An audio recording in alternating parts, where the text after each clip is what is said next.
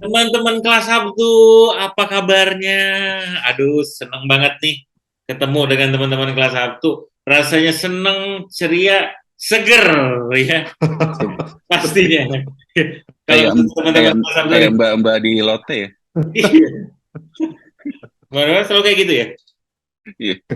Halo Bunda, apa kabar? Senang sekali lihat Bunda hari ini, tampak cerah ceria sekali. Ayo Bunda, mungkin bisa dilihat dulu. Nah, gitu. Ya kita mereplikate atau bukan mereplikate, terinspirasi semangatnya ya dari semua orang di situ. Mudah-mudahan semuanya sehat-sehat juga kalau mencapai di rumah. Mudah-mudahan juga teman-teman pendengar di studio juga sehat semua ya, untuk bisa kita semacam lakukan diskusi di Ya, hari di kelas satu kali Sabtu. ini. Ya, diskusi. kelas satu ya. Diskusi ini karena Sabtu, mau Sabtu kok dulu nih diskusi. oleh kita ya. Diskusi, diskusi. Jadi bukan cuman kelompok capir aja yang menunggu-nunggu ya, kita pun sebagai yang istilahnya melakukan diskusi ini juga selalu menunggu-nunggu nih. Gitu. Nah, pada kali ini kemarin kan kita udah sempat bahas nih ya episode kemarin mengenai apa namanya blokir Kominfo. Sekarang kita pengen deep dive lagi ya. Karena banyak request dan banyak diskusi. Oh, apa nih? Kok belum terlalu jelas apa? Langsung kita jawab ya. Membludak komen dari yang Membludak lain. Luar biasa. komen-komen yang akhirnya kita juga sampai kewalahan lah. Admin dari apa namanya TikTok kita belum ada juga ya. Tapi ya memberikan ini apa namanya jadi agak kewalahan ya. Makanya daripada ini langsung kita jawab aja, oke? Gitu ya. Harusnya nanti ada tambahin apa caption. Dikasih info masih gitu.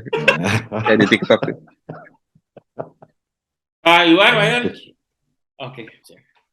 Ayo Mas, kami atas. Mas Iwan. Ya, Mas, dua orang. Oke. Okay. Nah, jadi kita pengen agak deep dive nih ya mengenai apa namanya blokir Kominfo. Salah satu deep dive-nya yang orang banyak banget yang komen membludak ini adalah setelah daftar itu apa gitu. So what gitu loh. Next apa namanya? What is next after daftar itu apa gitu. Jadi mungkin bisa bisa bisa bisa di share nih kira-kira apa atau mungkin related undang-undangnya atau apa yang akhirnya membuat jadi lebih clear sebenarnya apa sih kenapa sih harus harus daftar gitu gitu. Silakan. Hmm. Iwan mungkin Mungkin ada. gue dulu dikit ya. Raki. Jadi ya kalau apa balik lagi ini kan masalah ada berbagai isu lah ya, kita bicara struktur peraturan di Indonesia dan kawan-kawan. Tapi diskusi kita yang kemarin kan kita bicara bahwa ya lu kalau lo mau mengatur atau lo pengen mengawasi ya harus ada daftarnya dulu gitu, dan Oh ini betul. terjadi di semua aturan kita di Indonesia. Dan memang kalau kita lihat, kita perhatiin bicara masalah penyelenggaraan sistem elektronik ini kan udah disinggung bahkan dari tahun 2008 ya. Oh udah lama, cukup lama ya. Sorry, 2008 apa 2011 ya, Undang-Undang ITE yang pertama keluar itu kan Masih udah cukup lama. bicara masalah penyelenggaraan sistem elektronik, turun lagi ke revisinya, kemudian ada PP-nya di tahun 2012 gitu dan lain-lain gitu. Nah, tapi balik lagi sebenarnya poinnya kan masih jadi kebingungan. Kemarin tuh ada teman dari luar negeri gitu yang dia juga berbisnis di Indonesia secara elektronik, dia juga kebingungan gitu. Gue harus daftar nggak sih gitu? Gue nggak mau tiba-tiba gue diblokir gitu. Betul. Nah, itu cukup rame ternyata ya, apa namanya, animonya masyarakat tuh cukup mengejutkan lah gitu. Iya. Jadi nggak cuman bicara yang apa kontra-kontra aja, tapi yang nggak ngerti sama sekali itu juga bingung gitu. Gue nggak mau tiba-tiba gue tadinya bertransaksi biasa terus tiba-tibanya diblokir. Dan timbul juga pertanyaan-pertanyaan, terus apa sih sebenarnya kalau sudah terdaftar gitu Nah ya? itu benar. Mau diapain gitu? Apakah ada kaitannya dengan pajak gitu, atau ini Exactly. bicara masalah, nggak tahu, mungkin kayak di Cina ya, Cina bicara censorship tahun minggu lalu juga kita udah bahas, apakah ini cuma Betul. masalah censorship gitu atau mau Betul. kemana arahnya gitu, ini kita nggak tahu. Nah mungkin apa namanya pandangan gue balik lagi bahwa kalau nggak didaftar memang pastinya susah gitu Ya, untuk bisa untuk mengambil diatur gitu. langkah-langkah. Itu aja dulu.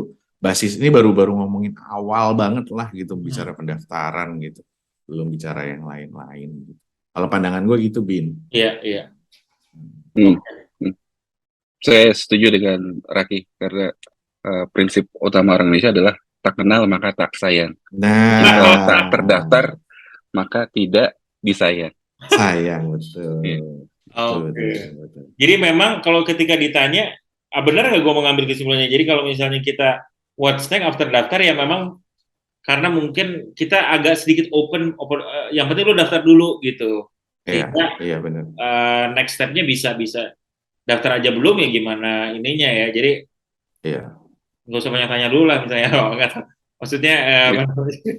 tapi kita percaya terhadap si intentionnya untuk iya. untuk ini daftar dulu gitu sehingga Lu daftar next dulu. step-nya bisa ini karena apa ya maksudnya ya intensinya kemungkinan bisa kayak tadi kan bisa untuk Iya. pengaturan konten maksudnya Mm-mm. ya maksudnya apakah censorship misalnya atau misalnya Hmm. text protection apa financial. Nah, biar diskusi kita menarik, Nah baiknya kita undang Al Ustad ahli pajak kita, gitu ya. pajak Al Ustad ahli pajak Pajak lo. kita, ahli Oke keuangan dan kita pajak undang kita. ya Siapa, Bin? langsung Dari kita studio undang ya? apa Dari Dari studio studio, secara langsung. dari studio langsung utama dari studio kita panggil kelas Sabtu di Malmo, Swedia ya. langsung dia inilah Pak Yan Hardiana. Silakan namanya. Ya.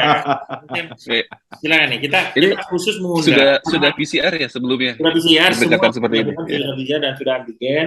PCR, antigen dan ini apa namanya? Udah pokoknya semua antigen, PCR. Dulu tuh ada yang sebelum antigen apa namanya? Nggak ada ya? Oh, yang antibody. Antibody ada ya. Yang dibikin sama cepat buatan dari kampus kita cepat. Ya di Blow. Oke. Di Blow. Jangan di situ. Apa namanya? Jadinya kita pengen dengar juga nih Mas Ian dari sebagai salah seorang pakar ya di dunia ini gitu. Di situ. Saya kira pakar itu hanya ada di Dago. Ternyata ada di Malmo Ada juga. di sini juga. Karena kata Raki, Bandung sama Malmo tuh dekat. Oh iya. Oke. Silakan ya, Sama. gimana ya? Gimana ya? Gimana ya? Kalau saya sih ngelihatnya, ini kan memang cara pemerintah untuk kalau dari secara keseluruhan, mungkin kalau kita baca undang-undangnya juga, ini bagaimana bisa diatur dan disesuaikan dengan perundang-undangan yang ada di Indonesia kan. Kita udah bicara masalah ini semuanya sudah cross border, kita nggak pernah tahu itu orangnya ada di mana, dari mana segala macam. Tapi faktanya apa yang mereka lakukan itu pasti akan ada impact di Indonesia. Ya. Tapi kalau dalam perspektif pajak sendiri, sebenarnya Menteri Keuangan juga udah bergerak terkait masalah itu. Kalau Jadi benar nih ada cantolannya juga sebenarnya ke pajak ya, kira-kira ya. Ada kemungkinan Ya, ke arah sana. Jadi Kemungkinan kan besar. yang kita bicara adalah PSE ya. Iya, iya. Iya, Kalau betul. di pajak itu adalah PMSE. Jadi PMSE itu penyelenggara perdagangan melalui saluran elektronik. Nah, irisannya gimana sih sebenarnya? PMSE itu adalah bagian dari PSE. Oke. Tapi kalau semua PSE itu adalah PMSE. Oke. PMSE itu adalah yang melakukan transaksi. Dia melakukan penjualan barang kena pajak tidak berwujud atau jasa kena pajak. Oke. Jadi konsepnya tuh kalau kita bicara mengenai PPN, ada yang namanya PPN atas pemanfaatan barang kena pajak tidak berwujud dan jasa dari luar daerah pabean. Jadi kalau misalnya kayak kita langganan Netflix, ya kan langganan Spotify, itu artinya kita memanfaatkan streaming service dari sana.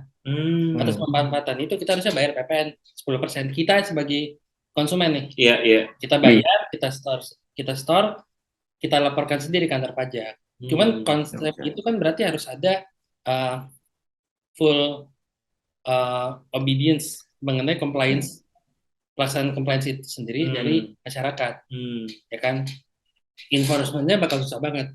Nah, melalui perusahaan-perusahaan luar negeri yang melakukan bisnis di Indonesia, ya kan, PSE tadi yang melakukan transaksi seperti itu sehingga qualified sebagai PMSE dengan kondisi misalnya dia kalau nggak salah transaksinya tuh setahun 600 juta atau traffic itu 12.000 gitu lah. Nah, mereka harus mendaftarkan diri sebagai pemungut. Jadi instead of kita sebagai konsumen yang bayar sendiri, si PMSE ini dia diberikan tax identification number spesial gitulah untuk dia bisa mengadministrate ini dengan prosedur yang sama sekali berbeda dengan apa yang kita lakukan sebagai wajib pajak Indonesia. Dia tetap bukan wajib pajak Indonesia. Dia hanya diberikan tugas ya dalam itu untuk melakukan itu. Gitu. Tapi kalau misalkan gini ya, Ian ya, ini sorry gue potong sedikit. Gue ini aja, gue langsung kepikiran. Misalkan ya, gitu, gue jualan soto online misalkan. Soto ya? Soto makanan lah. Makanan soto. Makan kuliner online. Soto. Gue jualannya real ya? Iya misalkan. Terus gue jualannya via Instagram. Iya. Ya, jadi orang ngeliat, orang pesan pakai WA gitu ya. Kemudian gue bayar. Pakai paket. Nah, misalkan dia transaksinya udah cukup besar gitu ya, tuh udah banyak gitu yang nge-WA dan dikirim dan dibayar itu. Berarti gue juga harus secara transaksi elektroniknya ini gue harus bayar gitu. Pajak gitu. Enggak. Soalnya pertanyaannya bukan lu harus bayar karena transaksi elektronik, tapi karena lu memperoleh penghasilan, I see. Maka lu harus bayar pajak. Tapi dia masuk ke golongan PMSE ini apa bukan tuh kalau? Enggak, ini bukan obrolan PMSE. Oh, ini bukan. Dan dia ini benar-benar transaksi kayak yang bentuknya obrolan PSE yang kita obrolin tadi itu loh. Dia harus mendaftar macam. Jadi menariknya hubungan dengan PSE tadi, kan Kominfo bergerak sendiri nih. Jadi Kominfo kan sebenarnya kalau yang kita pahami ini tuh baru bicara, lu daftar kalau enggak gue blokir, baru gitu doang kan, belum ada apa-apanya gitu loh. Nah jadi yang menarik itu adalah ada 2 PMSE yang sudah terdaftar sebagai pemungut PPN, itu belum mendaftar ke Kominfo dan diblokir. Oh, dia sudah terdaftar, sudah bayar PPN. Untuk bagian PPN dia udah mendaftar, tapi Kominfo dia nggak daftar. Akhirnya dia diblokir sama Kominfo. Menarik kan? Menarik. Iya. Gitu loh. Apa aja boleh disebut nggak? Situs game. Situs game. Situs game. Kalau gue nggak salah situs game. Bola ketangkasan, bukan? Wah. Gue nggak tahu itu kan. Ada dua. Kalau nggak salah ada 2 sih. Iya betul. Dan konon katanya itu menurut infonya menyumbang cukup lumayan nilainya. Gitu. I see. Artinya sebenarnya pada saat kita bicara PSE tidak melulu bicara transaksi elektronik sebenarnya, gitu kan? Kalau kita ngomong transaksi PSE ya? PSE iya, betul. Iya. PSE itu ya ketika dia punya transaksi elektronik dia qualify sebagai PMSE. Nah, PMSE ini ketika masuk kriteria tertentu dia harus daftar dan melakukan pemungutan PPN on behalf customer dia. Itu yang terjadi sama Spotify, Netflix, makanya kenapa tagihan kita sekarang ada PPN-nya kan. Nah, yang menarik ya itu balik lagi kita bicara the same issue mengenai koordinasi, komunikasi. Ya lu gimana ceritanya dong? Di satu sisi udah bayar gitu ya, kewajiban udah terpenuhi. Maksudnya ini kan sebenarnya bukan kewajiban mereka, ini adalah shifting of compliance process. Kenapa? Karena pemerintah tidak dalam kondisi yang memiliki resource cukup untuk bisa memastikan semua orang menggunakan pelayanan PMSE ini bayar PPN-nya. Akhirnya mereka melakukan melalui si PMSE ini. Instead of lu store sendiri, si PMSE-nya suruh mungut dari lu, store ke negara. Jadi cuma satu titik yang diikat. Dengan mekanisme yang berbeda juga. Nah, di satu sisi ini satu kementerian sudah melakukan ini, tapi Kominfo tetap ngeblokir. Gitu kan. Jadi menarik gitu. Iya, iya. Kalau konteks transaksi elektronik gitu ya, itu ada eh, apa ya terkait dengan boundaries di mana transaksi itu berlangsung nggak sih? Misalnya gini, eh, yang gue pahamin kita dipajakin karena apa yang kita beli, apa yang kita bayar, apa yang kita jual gitu ya, dan apa yang kita milikin kan ya. Hmm. Cuman kalau misalnya gini, kayak lu lah ya sekarang, lu adalah warga negara Indonesia, terus lu misalkan lagi traveling keluar, terus lu membeli barang yang ada di luar gitu, Ya. ataupun service elektronik yang di luar. Nah kan lu melakukan pembayaran di situ. Eh, tapi di satu sisi lu adalah warga negara Indonesia gitu.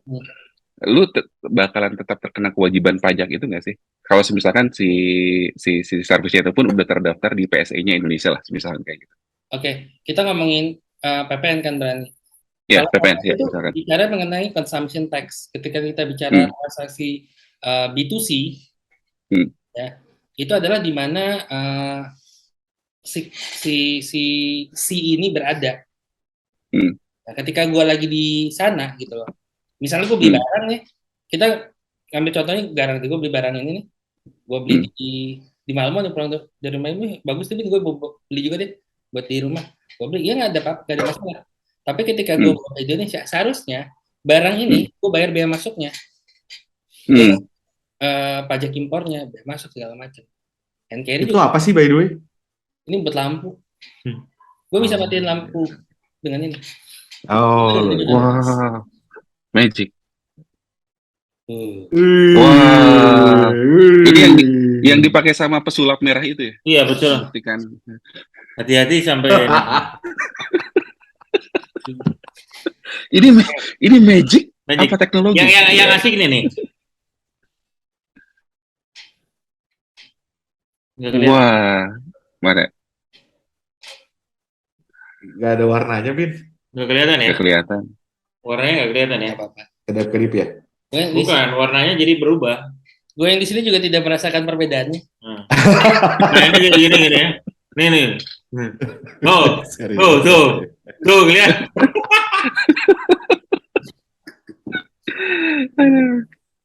Oke. Jadi itu tadi ya. Apa namanya? Ya, itu mungkin salah satu aspek mengenai PXE juga ya.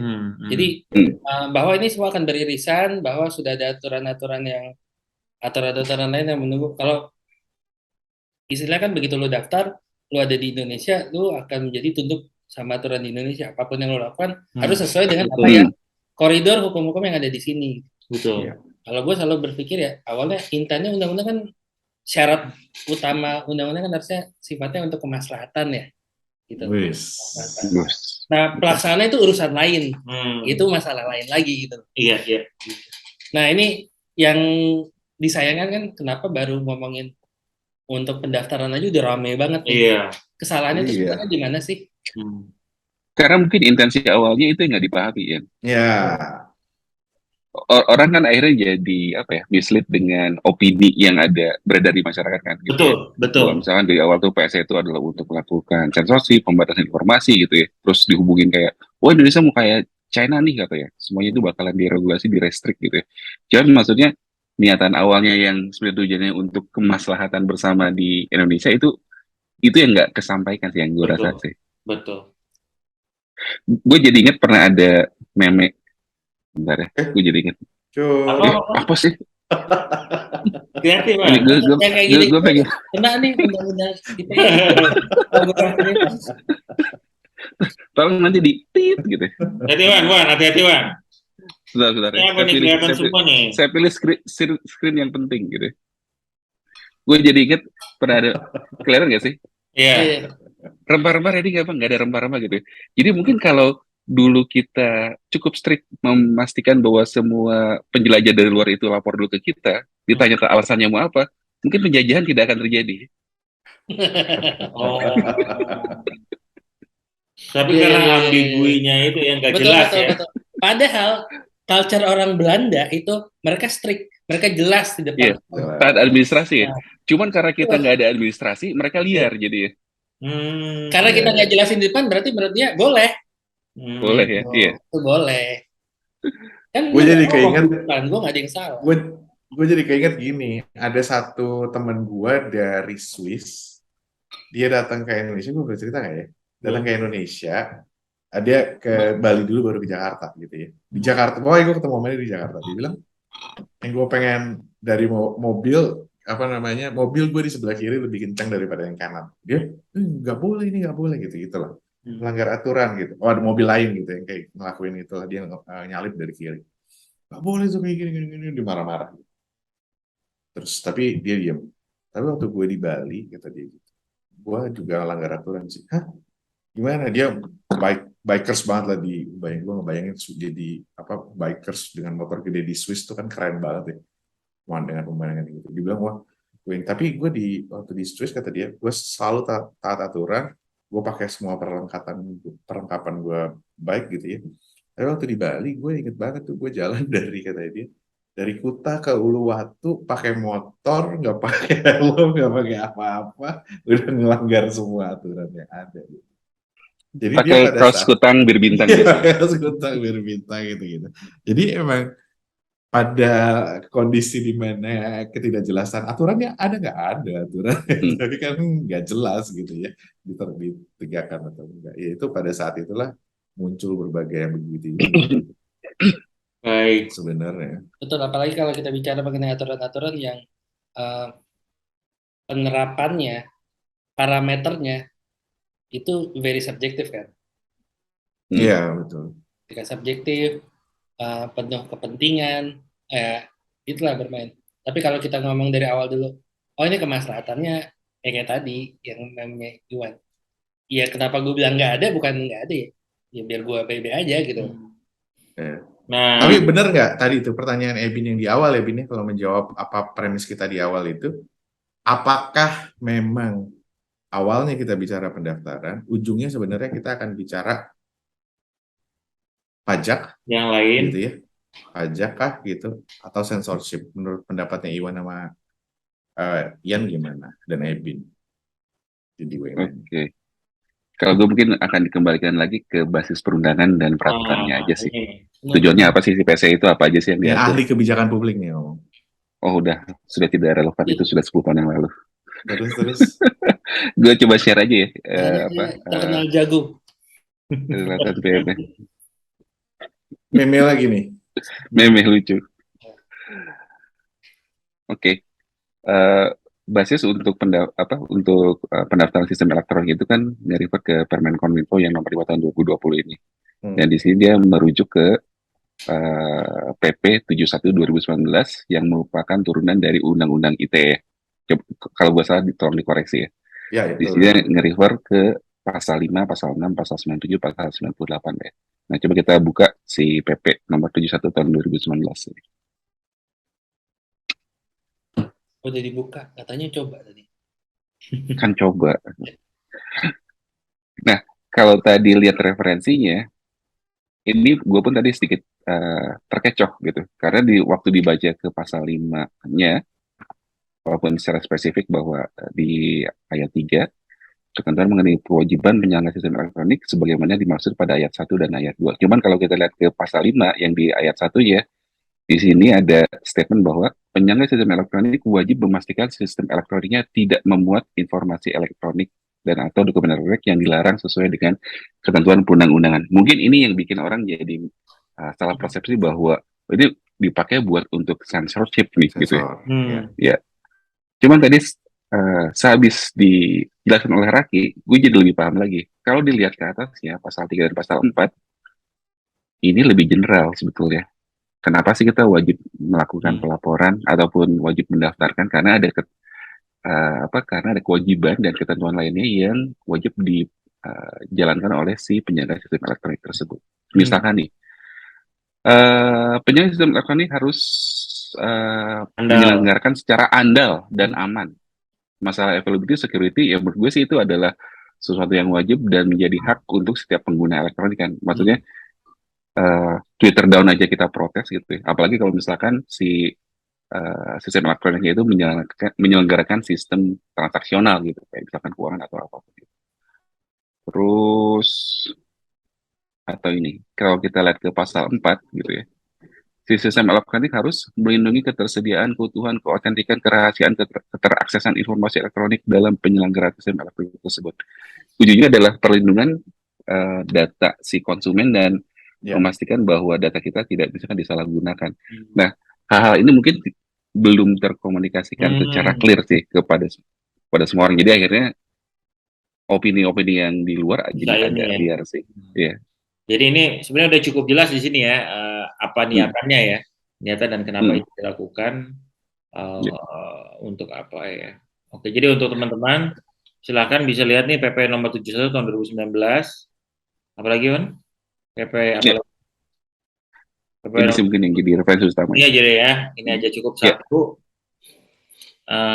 Yang menarik di poin ini deh, dilengkapi dengan prosedur atau petunjuk yang diumumkan dengan bahasa, informasi, atau simbol yang dapat dipahami oleh pihak yang bersangkutan dengan penyelenggaraan sistem elektronik tersebut. Jadi, kalau misalkan orang luar punya sistem terus bertransaksi ataupun menggelar transaksi dan layanan di Indonesia, bisa dipastikan bahwa si sistem tersebut bisa dipahami secara konten, ada localization-nya gitu ya, sehingga kita pun bisa memaksimalkan secara optimal lah dari sistem tersebut. Jadi, nggak cuma terbatas buat orang yang bisa mengerti misalkan bahasa Inggris saja, tapi bisa misalkan harus dalam bahasa Indonesia. Menurut gue sih ini penting sih. Atau ada pilihannya misalnya ya.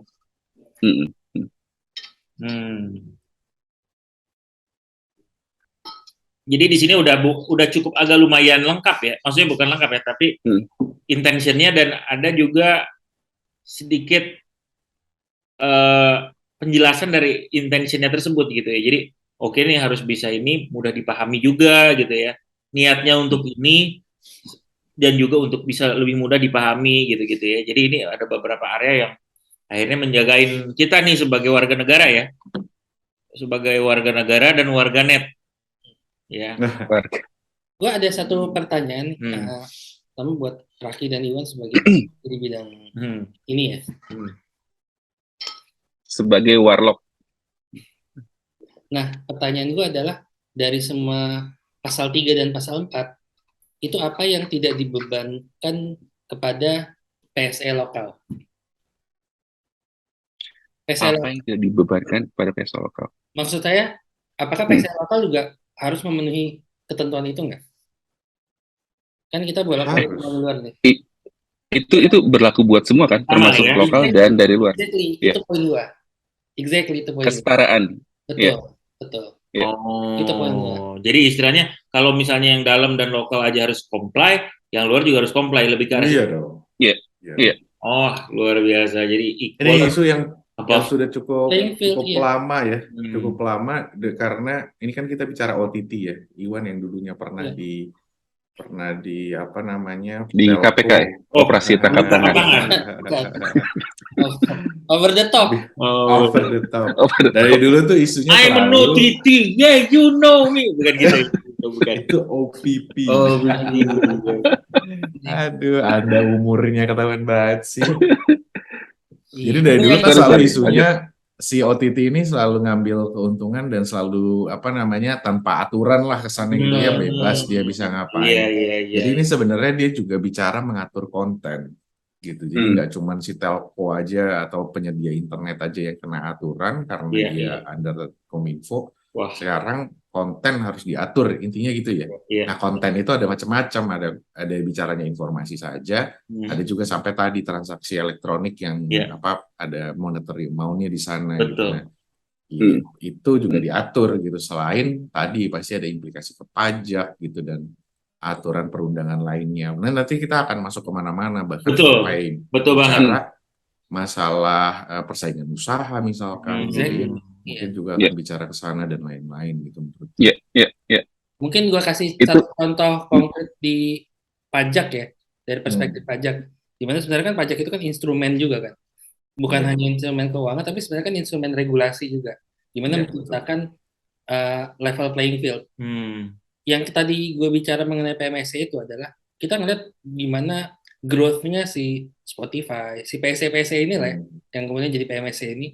Di Indonesia mereka main di ekonomi kita dengan segitu rapid, tapi mungkin kita mikirnya, oh kalau gitu masa gue nggak kebagian apa-apa, makanya ngomongin PPN. Sebenarnya aturan PPN itu sendiri udah ada, Cuma tujuannya apa sih dipaksakan lagi seperti itu? Sekali lagi biar level playing field. Kalau gua di Indonesia memberikan service yang sama dan gua harus ngecas PPN, kenapa yang dari luar bisa bebas PPN? Nanti gua bertarungnya gimana gitu loh. Bertarungnya gimana? Nah itu tadi kenapa gue menanyakan hal yang sama. Ini kenapa yang di lokal lu punya kewajiban harus ini harus itu. Tuntutan lu untuk produsen lokal tuh tinggi loh. Tapi ketika yang luar negeri lu kasih requirement seperti ini, kenapa lu bela mereka? Itu yang gue pertanyakan sebenarnya. Bahwa cara dan segala macam mengganggu orang segala macam, ya it's part of the process ya. Gitu. Gue sih melihatnya seperti itu ya. Menarik sekali perspektif ini ya. Selalu menarik ya. Jadi kita juga membawa sebuah perspektif baru di mana teman-teman mungkin belum, oh benar juga ya, karena kita juga harus lihat dari perspektifnya mungkin pelaku usaha digital dari Indonesia juga ya. Gimana nih sebenarnya gitu. Jadi ini sebuah topik yang sangat menarik dan bisa, karena ini udah ketahuan nih, kita udah bikin 2 part mengenai ini ya. Nah mungkin bisa ada beberapa part lagi ya, tentunya menarik. Cuman kita ingin membuat kelompok capir semakin penasaran nih. Nah, ingin membuat kelompok capir semakin penasaran. Jadi kalau ada komen atau pandangan, tadi kan kita ada Mas Yan ya yang di sini bintang tamu dan pakar yang kita emang lagi bertamu. Iya, bertamu itu. Nah, itu sengaja diundang ke Malmo ya. Iya, siapa tahu ada hadiahnya. Siapa tahu ya. Gue ke Malmo, siapa tahu diajak. Rasa diajak. Ya, gitu, lumayan. Gitu. Demi loh. Demi. Emang segini besar nilainya. Ini luar biasa. Teman-teman, jangan ini harus lihat juga dari perspektif ini ya. Gitu. Jadi bahwa ini penting dan komen ya. Komen ya gitu. Apa namanya? Dari kami itu karena biar terjadi diskusi bukan apa-apa ya. Kita juga karena jangan sampai saya harus beli komen ya Bin, untuk membuat ini jadi semarak ya. Ingat ya. Kita ingin organik. Ada nih murah. Organik. Yang 10.000 berapa ya? Gitu, karena diskusi seperti kayak gini biar juga muncul di kepermukaan gitu. Jadi bukan cuma bahwa narasinya kan beda-beda ya. Bukan berarti bahwa jadi apa logic behind this, terus gitu intention behind this juga perlu kita tahu. Saya sebagai sesama kelompok pencapir ya, kelompok pendengar pencapir sawan baik studio maupun pemirsa di Indonesia gitu. Jadi bukan juga Raki udah bilang dari pertama, gue bukan orang Kominfo atau mewakili atau apa ya, cuman kita di perspektif yang kita pilih itu juga perlu lihat nih dari berbagai macam sisi, dari sisi pemerintah, dari sisi yang tadi yang bilang kan, dari sisi pelaku usaha di Indonesia juga, teman-teman kita juga ya gitu. Jadi apa namanya, kelompok capir semua diharapkan sekali lagi komen ya. Jadi kelas Sabtu komen ya. Kalau prediksi itu jaya kalau haus sekali ya. Anda interaksi kita ini. Komen subscribe misalnya gitu boleh juga. Kita tunggu ya. Oke. Ini udah lumayan ya. Sampai ketemu ya teman-teman ya. Thank you. Makasih semua. Sehat-sehat.